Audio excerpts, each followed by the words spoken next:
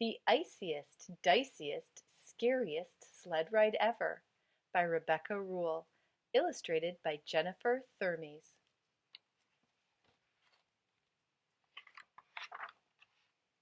On the first day of February vacation, sleet followed snow and made a crust so thick you couldn't break through, even if you jumped on it as hard as you could.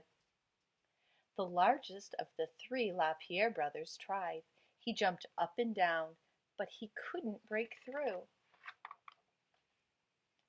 My little brother Robert slid down the slope in our backyard like a hockey puck in the puffy snowsuit he got for Christmas. He bumped into the snow-softened stone wall. It looked like fun, so we all tried it. The LaPierres, my two best friends, Patty H. and Patty P., and me.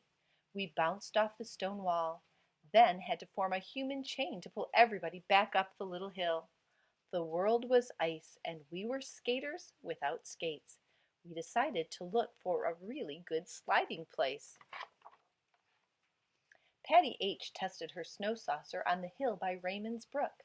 She spun all the way down, plowing backwards through the pucker bush at the bottom. I got ready to go.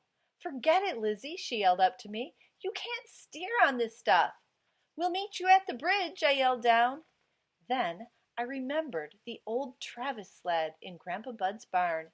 It was homemade, 2 double-runner sleds hitched to a plank seat.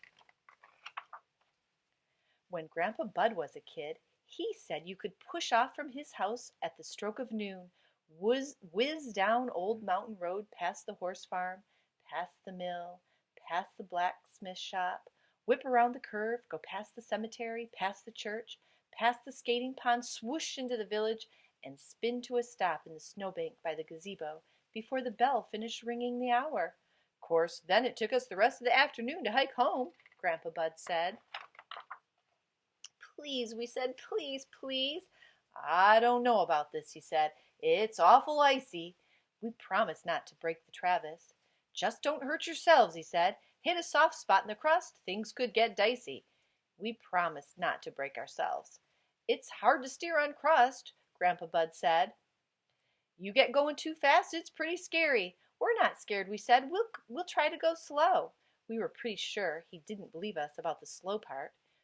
We didn't believe ourselves. "And stay out of the road," he warned. "Times have changed."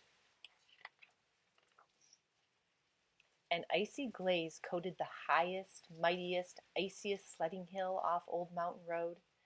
We'd sledded here before on saucers, cardboard boxes, and once on my cousin Poppy's flexible flyer, but never on a sled as big as Grandpa Bud's Travis, and never on crust like this.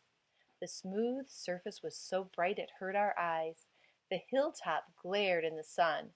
2 LaPierre boys pulled the Travis. Patty P. pushed.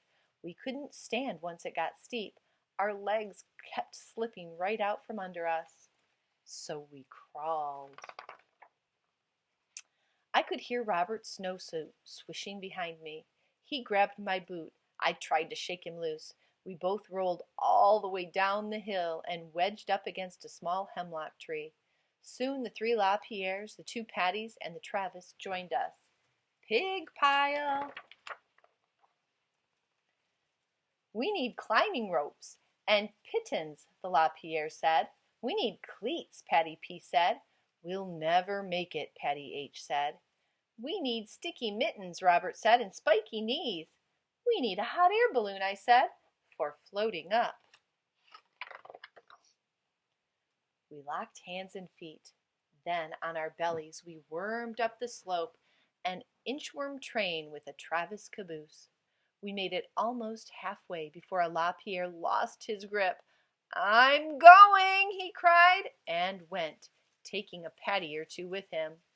I rolled over, threw up my hands, and enjoyed the ride all the way down.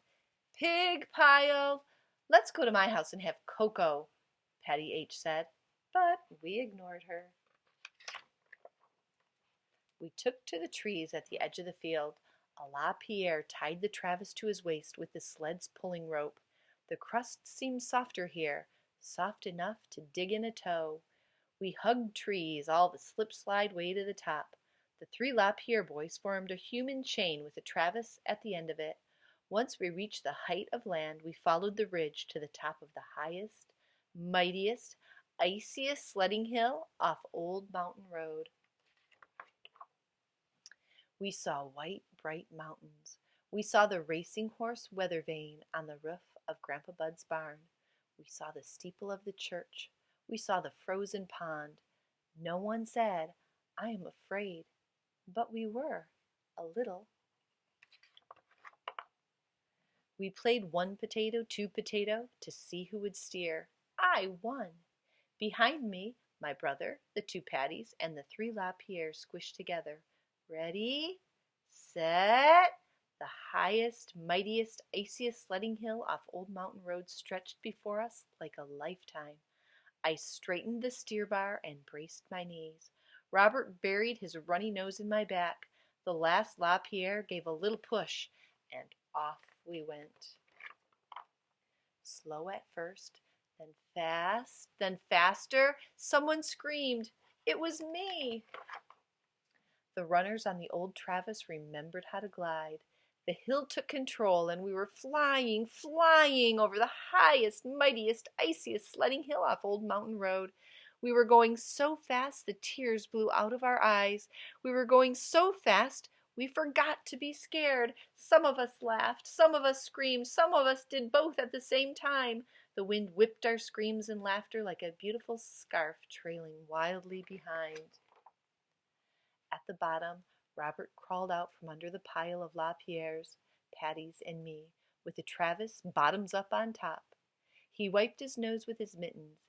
He gazed in wonder up the long, steep slope we'd just careened down. He said, "Let's do it again!" And so we did.